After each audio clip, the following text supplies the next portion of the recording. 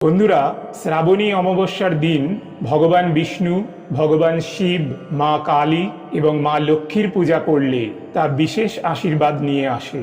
এই অমাবস্যা তিথিতে বিভিন্ন ধরনের পুজো এবং জ্যোতিষ ও তান্ত্রিক মতে নানান ক্রিয়া করা হয়। শ্রাবণ মাসে যে কোনো তিথিরই নিজস্ব পবিত্রতা রয়েছে, তবে অমাবস্যা তিথি এক বিশেষ আধ্যাত্মিক শক্তির দিন। এই অমাবস্যা একাধারে পিতৃতর্পণ, শান্তি কামনা এবং ভগবান শিবের আরাধনার এক শুভ মুহূর্ত।